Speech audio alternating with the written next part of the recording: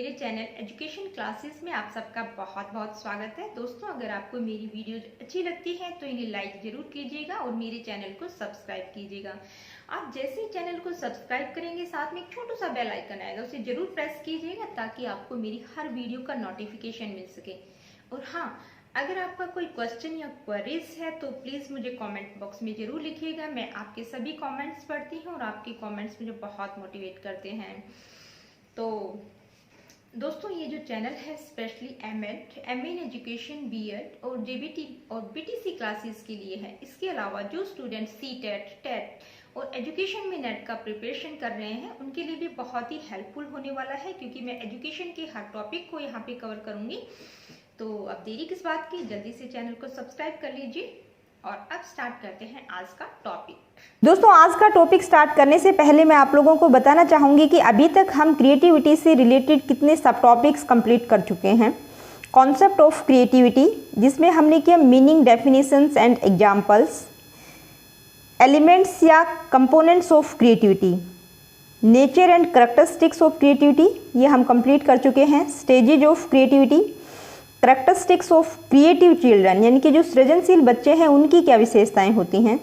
Concept of divergent and convergent thinking, difference between divergent and convergent thinking. देखिए, creativity से related ये 7 videos में बना चुकी हूँ और आज का हमारा टॉपिक रहेगा टेक्निक्स फॉर फॉस्टरिंग क्रिएटिविटी, यानी कि क्रिएटिविटी को किस तरह से बढ़ाया जा सकता है। ऐसी कौन कौन सी टेक्निक्स हैं जिनके द्वारा क्रिएटिविटी को बढ़ाया जा सकता है। तो दोस्तों, इनमें से कुछ टॉपिक्स हैं जो बीएड से रिलेटेड हैं, जैसे concept of creativity, meaning, definitions and examples, ये बीएड का टॉपिक है। इसके बाद nature and characteristics of creativity, ये बीएड का ही टॉपिक है। इसके बाद हमारा जो आज का टॉपिक रहेगा वो भी बीएड का है। बाकी के जो टॉपिक्स हैं वो एमएड से रिलेटेड हैं। दोस्तों, अगर आप सीटेट, नेट या DSSB या किसी भी टीचिंग एग्जाम की प्रिपरेशन कर रहे हैं तो क्रिएटिविटी से रिलेटेड फुल मटेरियल आपको यहाँ मिल जाएगा, क्योंकि आज हम 8 वीडियोस क्रिएटिविटी की कंप्लीट कर चुके होंगे। तो जो CDP आपका पोर्शन है सीटेट में, उसमें क्रिएटिविटी से रिलेटेड जितने भी टॉपिक्स हैं, चाहे वो कंपोनेंट्स, एलिमेंट्स की बात हो या डाइवर्जेंट कन्वर्जेंट थिंकिंग हो या करैक्टरिस्टिक्स ऑफ क्रिएटिव चिल्ड्रन, यानी कि क्रिएटिविटी का फुल टॉपिक आपको यहाँ मिल जाएगा। तो आइए स्टार्ट करते हैं आज का topic, techniques for fostering creativity, यानी कि क्रिएटिविटी को बढ़ाने की कौन कौन सी टेक्निक्स हैं, या हम कह सकते हैं development of creativity in classroom, nurturing of creativity, nourishment of creativity, educational programs for development of creativity. देखिए, सभी का एक ही मतलब है कि क्रिएटिविटी को बढ़ाने की कौन कौन सी तकनीक हो सकती है, क्रिएटिविटी का डेवलपमेंट कैसे किया जा सकता है। Number 1, brainstorming. Brainstorming is a strategy or technique for allowing a group to explore ideas without judgment or surety. In practice, the students may be asked to sit in a group for solving a problem and attack them without any inhibition from any angle with questions. Having number of ideas and solutions, the students are asked to suggest ideas as rapidly as possible. देखिए, brainstorming का meaning होता है group discussion to produce ideas. तो brainstorming एक ऐसी technique होती है जहां व्यक्ति जो है ग्रुप में बैठकर किसी भी टॉपिक से रिलेटेड डिस्कस करते हैं और वहां व्यक्ति को उस प्रॉब्लम से रिलेटेड बहुत सारे आइडियाज़ मिल जाते हैं। देखिए, इसकी प्रैक्टिस में क्या होता है कि स्टूडेंट्स जो है ग्रुप में बैठ जाते हैं किसी भी प्रॉब्लम को सोल्व करने के लिए, और वो अलग अलग तरीके से किसी भी प्रॉब्लम से रिलेटेड क्वेश्चंस पूछते रहते हैं। उनके ऊपर कोई किसी तरह का रॉक टॉक नहीं होता। मान लीजिए क्वेश्चन ले लेते हैं, how to reduce hospital cost, ये एक प्रॉब्लम है। तो बच्चे क्या करेंगे, इस प्रॉब्लम से रिलेटेड अलग अलग सॉल्यूशंस देंगे। हर एक का जो आइडिया होगा वो बिल्कुल डिफरेंट होगा, यूनिक होगा। तो इस तरह से जो है ब्रेनस्टॉर्मिंग के द्वारा क्या होता है कि क्रिएटिविटी को फॉस्टर किया जा सकता है, बढ़ाया जा सकता है। Number 2, using of gaming technique. देखिए, गेम के द्वारा भी क्रिएटिविटी को फॉस्टर किया जा सकता है। Gaming techniques in a playful spirit help the children in the development of creative traits. These techniques provide valuable learning experiences in spontaneous and evaluative situations. Both verbal and non-verbal stimulus material are used in such techniques. देखिए, ये हम सभी जानते हैं कि बच्चे खेल खेल में ज़्यादा सीखते हैं, तो गेमिंग टेक्निक्स के द्वारा भी बच्चों में क्रिएटिव ट्रेट्स का डेवलपमेंट किया जा सकता है। और इसके लिए वर्बल और नॉन वर्बल दोनों तरह का मटेरियल यूज किया जा सकता है। वर्बल में क्या, यानी कि शाब्दिक में आप क्या करेंगे, पेपर पेंसिल ले लीजिए। एक एग्जांपल ले लेते हैं, मान लीजिए पेपर पर आपने बहुत सारे सेंटेंसेस लिख दिए और हर सेंटेंस में आपने एक वेजिटेबल का नाम छुपा दिया, यानी कि हर सेंटेंस में एक वेजिटेबल का नाम छुपा हुआ है। तो इस तरह से आपने 10 सेंटेंस बच्चे को दे दिए और आप उनसे कह सकते हैं कि आप इनमें से हर सेंटेंस में एक वेजिटेबल का नाम छुपा है और आपको उस वेजिटेबल का नाम ढूंढ रहा है, या कोई स्वीट का नाम डाल दीजिए या किसी फ्रूट का नाम डाल दीजिए। तो इस तरह से बच्चा उसको ढूंढने की कोशिश करेगा। और नॉन वर्बल मटेरियल में क्या है कि आप कोई भी पिक्चर कंस्ट्रक्ट करने के लिए बच्चे को दे सकते हैं। मान लीजिए कोई फिगर आपने दे दिया, उसको कंप्लीट करने के लिए आप बोल सकते हैं, इनकम्प्लीट फिगर आपने दिया है बच्चे को, आप बता दीजिए कि उसको कंप्लीट कीजिए, या कोई क्यूब है, क्यूबाइड है, या कोई भी एक टॉय कंस्ट्रक्ट करना है। इस तरह से आप बच्चे को मटेरियल प्रोवाइड कर सकते हैं। तो इस तरह की जो टेक्निक्स है उससे क्या होगा कि बच्चे को लर्निंग एक्सपीरियंसेस होंगे, यानी कि उसको सीखने के काफ़ी एक्सपीरियंस होगा और उस सिचुएशन को वो इवेल्यूट करेगा। Number 3, help kids pursue there patience, यानी कि बच्चे का किसी चीज़ में अगर पैशन है, किसी चीज़ में उसका इंटरेस्ट है, तो उसको प्राप्त करने में उसकी हेल्प करना। Pay attention to your child's interest and make these materials and activities available to them. Suppose your son is especially interested in zoology, so buy him books on the topic along with rock samples. देखिए passion में क्या होता है, व्यक्ति किसी भी काम को बहुत ही डेडिकेशन के साथ करता है और वहाँ उसके लिए टाइम फैक्टर भी वैल्यू नहीं रखता, यानी कि उसको पता भी नहीं चलता है कि उसको कब 10 से 12 घंटे काम करते करते हो गए, यानी कि उसको टाइम तक का पता नहीं चलता है। तो अगर बच्चे का किसी चीज़ में पैशन है या किसी चीज़ में उसका इंटरेस्ट है, तो उससे रिलेटेड मटेरियल और एक्टिविटीज़ बच्चे को ज़रूर प्रोवाइड करवानी चाहिए ताकि उस फील्ड में वो गहराई में जा सके। मान लीजिए आपका बच्चा है, उसका जूलॉजी में इंटरेस्ट है, तो उससे रिलेटेड आप बुक्स उसको प्रोवाइड कर सकते हैं और उसके साथ रॉक सैंपल्स, क्योंकि जूलॉजी है तो उसके साथ जो भी रॉक से रिलेटेड सैंपल्स हैं वो आप उसको प्रोवाइड करवा सकते हैं। Number 4, give children the opportunity to express divergent thoughts. देखिए बच्चों को इस तरह की अपॉर्चुनिटीज़ दी जानी चाहिए ताकि वो अपने जो थॉट्स हैं वो डाइवर्ज होकर एक्सप्रेस कर पाएँ, यानी कि डाइवर्जेंट थिंकिंग का बच्चों में डेवलपमेंट हो सके।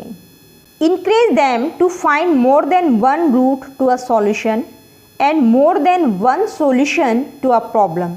When they successfully solve a problem, ask them to solve it again but to find a new way to do it, यानी कि सॉल्यूशन सेम रहे बट रूट डिफरेंट हो। Then ask them to come up with more solutions to the same problem। देखिए creativity का सीधा संबंध divergent thinking से होता है, जो कि टॉपिक भी हम कंप्लीट कर चुके हैं डाइवर्जेंट और कन्वर्जेंट थिंकिंग का।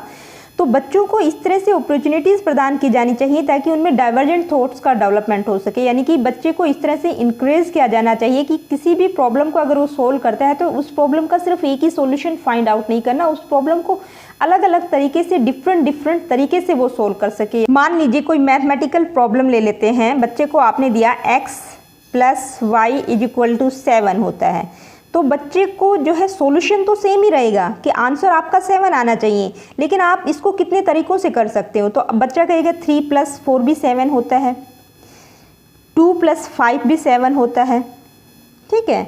नंबर 5, इंक्रीजिंग ओरिजिनलिटी, यानी कि बच्चे में मौलिकता का विकास करना। उसके जो थॉट्स हैं वो ओरिजिनल होने चाहिए, अपने खुद के होने चाहिए, बिल्कुल अनयूजुअल होने चाहिए, हटकर होने चाहिए। Most of the teachers give priority to rote memory or cramming. This type of learning has no impact in the progress of the child. The teacher should not inspire students for blind imitation or copying certain activities without understanding. देखिए बहुत सारी teachers ऐसी होती हैं जो road memory या cramming को priority देती हैं, यानी कि विदाउट अंडरस्टैंडिंग के किसी भी चीज़ को, किसी भी टॉपिक को आप लर्न कर लेते हैं, तो ये होती है रोट मेमोरी।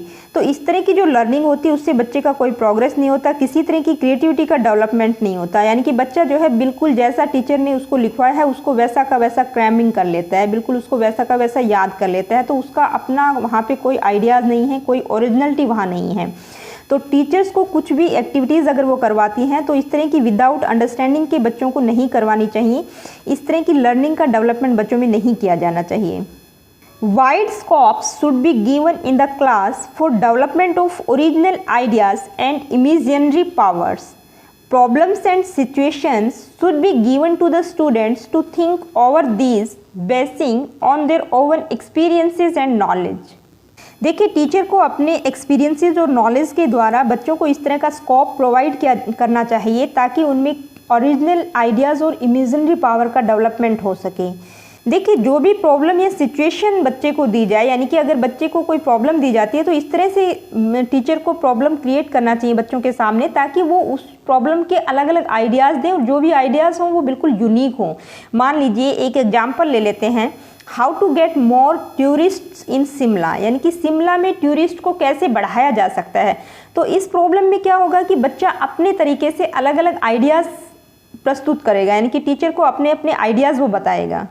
तो जो भी आइडियाज़ बच्चे देंगे वो उनके अपने ओरिजिनल होंगे, यानी कि ओरिजिनलिटी के द्वारा भी क्रिएटिविटी को फॉस्टर किया जा सकता है। Number 6, idea generating questions. Asking questions to stimulate curiosity and creativity has proven helpful for all kinds of endeavors, whether problem solving, product development, inventing or communication. A written list of mind-stimulating questions is useful because it reminds us of approaches and possibilities that we otherwise would not have in mind. देखिए, बच्चों से इस तरह के questions पूछने चाहिए ताकि बच्चों में क्यूरियोसिटी का डेवलपमेंट हो और क्यूरियोसिटी के द्वारा क्रिएटिविटी को बढ़ाया जा सकता है। क्योंकि अगर बच्चा क्यूरियस है किसी चीज़ को प्राप्त करने के लिए, यानी कि उसमें बहुत ज़्यादा जिज्ञासु है, तो वो किसी भी प्रॉब्लम को सॉल्व करने के लिए कोई भी टफ से टफ काम भी बहुत ईजीली कर लेगा। किसी भी चीज़ को अचीव करने के लिए, या किसी प्रोडक्ट का डेवलपमेंट कर रहा है या कोई किसी मशीन का इन्वेंट वो कर रहा है, तो किसी भी काम को करने के लिए वो कोई भी प्रॉब्लम को फेस करने के लिए रेडी होता है। हर काम को बहुत ही डेडिकेशन से कर सकता है। तो इस तरह के क्वेश्चंस बच्चे को दिए जाने चाहिए जो उनके माइंड को स्टिमुलेट कर दें, यानी कि जो रिलेटेड हो how could say, what might, suppose, यानी कि आप किसी प्रॉब्लम को कैसे कर सकते हो, किसी प्रॉब्लम का सॉल्यूशन क्या हो सकता है, क्या पॉसिबिलिटीज़ हैं, यानी कि जिनमें अस्पष्टता होती है। इस तरह के जो क्वेश्चंस बच्चे को प्रोवाइड करने चाहिए। Number 7, opportunities to realise the creative resources of the society. देखिए, हमारी सोसाइटी में जो भी क्रिएटिव रिसोर्सेज हैं, जो भी क्रिएटिव संसाधन हैं, उनको रियलाइज़ बच्चा कर सके, इस तरह की अपॉर्चुनिटीज़ बच्चे को प्रोवाइड करनी चाहिए। The students should gain experiences from the creative resources found in the community. The teachers should arrange tours to go to any industrial area, historical और जोग्राफिकल इम्पोर्टेंट है, यहाँ इम्पोर्टेंस नहीं है, important place, botanical garden, planetarium and zoo, selecting suitable time in the academic years. देखिए, हमारी community में जो भी क्रिएटिव रिसोर्सेज हैं उनके द्वारा भी बच्चे को काफ़ी एक्सपीरियंस होता है। तो टीचर को इस तरह के टूर प्रोग्राम एक बार एकेडमिक ईयर में बच्चों का ज़रूर बनाया जाना चाहिए। जैसे कोई इंडस्ट्रियल एरिया है या कोई हिस्टोरिकल प्लेस है या कोई प्लेस अपना जोग्राफिकल इम्पोर्टेंस रखता है या बोटेनिकल गार्डन या प्लेनेटेरियम, तो ऐसी जगहों पर बच्चों को ज़रूर ले जाया जाना चाहिए। तो इस तरह की जो एक्सपीरियंसेस होते हैं वो क्या करते हैं कि बच्चे के माइंड को स्टिमुलेट कर देते हैं, यानी कि बच्चे में एक इनोवेटिव एटीट्यूड का डेवलपमेंट हो जाता है और हो सकता है कि बच्चा जो है उससे रिलेटेड कोई नया काम उस फील्ड में कर जाए। तो हमारी सोसाइटी में जितने भी क्रिएटिव रिसोर्सेज हैं उनको बच्चा रियलाइज़ कर सके, उनको देख सके, उनको महसूस कर सके। इस तरह की अपॉर्चुनिटीज़ बच्चों को दी जानी चाहिए ताकि बच्चे में कुछ नया काम करने की जिज्ञासा पैदा हो सके। Number 8, providing necessary freedom. Students should enjoy freedom to exhibit their performances in any field. They should express the talents without any fear और suppression. The way of presentation of their responses may be uncommon or unusual, but those should not be criticized sarcastically. देखिए, हर किसी को freedom अच्छी लगती है, तो बच्चों को जो है किसी भी फील्ड में अपना परफॉर्मेंस शो करने के लिए पक्का फ्रीडम दी जानी चाहिए ताकि वो अपना टैलेंट बिना किसी फियर के एक्सप्रेस कर सकें। और जो भी रिस्पॉन्सेज वो प्रेजेंट कर रहे हैं, यानी कि जो भी रिस्पॉन्सेज वो बता रहे हैं, हालांकि वो बहुत ही अनकॉमन और अनयूजुअल हों, फिर भी बच्चे को जो है अप्रिशिएट करना चाहिए, उसको क्रिटिसाइज़ नहीं किया जाना चाहिए, उसके ऊपर व्यंग्य नहीं कसना चाहिए। देखिए, अगर आप बच्चों की अनकॉमन और अनयूजुअल चीज़ों के लिए आप उनको क्रिटिसाइज़ करेंगे, उनको एप्रिसिएट नहीं करेंगे, तो जो भी टैलेंट बच्चा दिखाना चाह रहा है, जो भी वो परफॉर्म करना चाह रहा है, वो बिल्कुल नहीं कर पाएगा, वो अंडर कॉन्फिडेंट आ जाएगा। तो बच्चे को फ्रीडम दी जानी चाहिए ताकि वो विदाउट किसी फियर के अपने टैलेंट को परफॉर्म कर सके। तो फ्रेंड्स, आज के लेक्चर में इतना ही। अगली वीडियो में एक नए लेक्चर के साथ आपसे फिर मुलाकात होगी। और जाने से पहले एक बार फिर आपसे रिक्वेस्ट करना चाहूंगी कि अगर आपको मेरी वीडियोज अच्छी लगती हैं तो प्लीज़ इन्हें लाइक कीजिएगा और मेरे चैनल को सब्सक्राइब कीजिएगा।